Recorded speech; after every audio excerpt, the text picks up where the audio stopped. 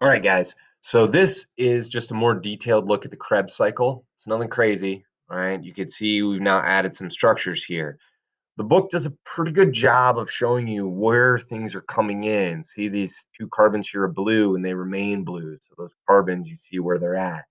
Um, and we cycle all the way back around to get this guy right here. And then we start the process all over again. So just a little more detail. There's two separate decarboxylations. That's where we get our two CO2 molecules. And what we're going to do now is if you look at here, there's 8 steps. I'm going to break down those 8 steps in a little more detail in the next couple slides.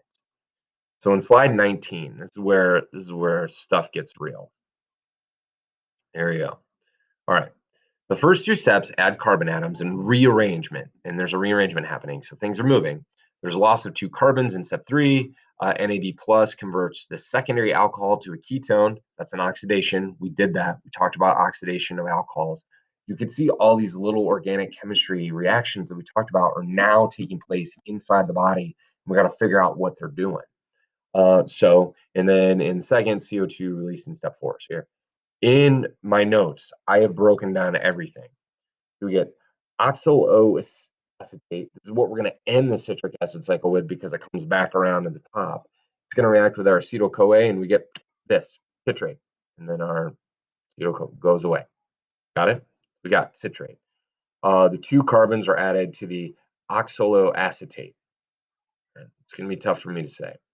In step 2, the tertiary alcohol, the 3rd degree alcohol, this is our alcohol group. This carbon's bound to 3 carbons, so it's 3rd degree.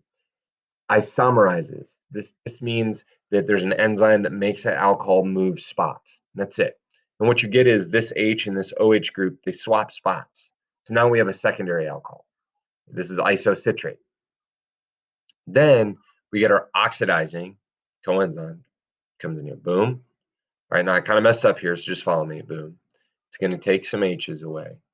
What we're going to, well, it doesn't really take H's away. In this case, it's going to, yeah, it does. I'm sorry. This comes in, takes H's away. It takes this H and this H away. Boom, there's a double bond. This H is placed here, and we pop off CO2, this alpha ketoglutarate. This is going to be kind of a big to-do. NAD plus converts secondary alcohol to a ketone. It's oxidized. NADH plus H plus carried to electron transport. Great, we have energy. Step 4, all right, we have alpha ketoglutarate. This is our decarboxylation.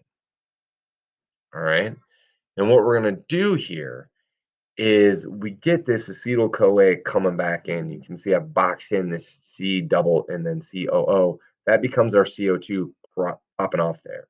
This HS coenzyme A slaps itself on there in place of the CO2. Okay. This guy right here comes in and oxidizes things. Life is great. Here we are, right? So that's what we have. Hopefully this is all making a little bit of sense.